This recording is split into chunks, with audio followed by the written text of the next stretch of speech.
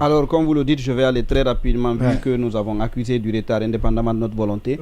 D'abord, sur le cas de Kaloum, le fait qu'il n'y ait pas de parking. Moi, je pense qu'il faut avoir des ambitions un peu plus grandes, c'est-à-dire ne pas colmater des choses à Kaloum.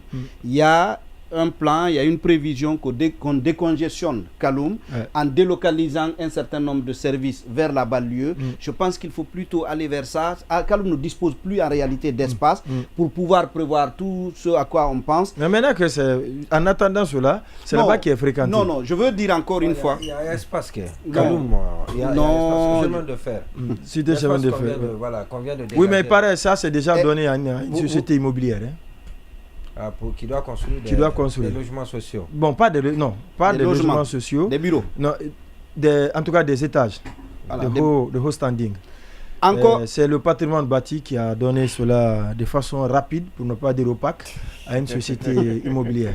Donc voilà, en tout cas moi je pense qu'il faut penser long terme et ne pas rester toujours dans les petits colmatages de le minimalisme, court-termisme là.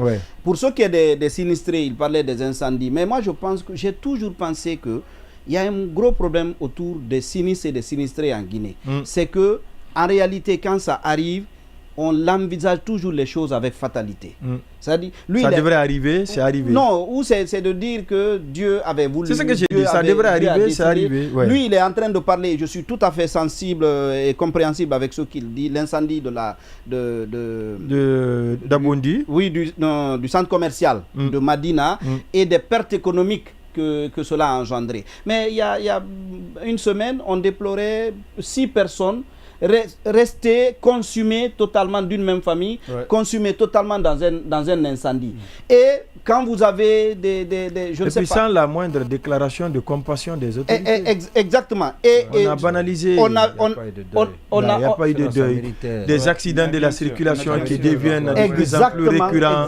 5 morts sur la nationale Conakry, Kindia. Sigiri, Kankan également, 2 morts. Et ainsi de suite.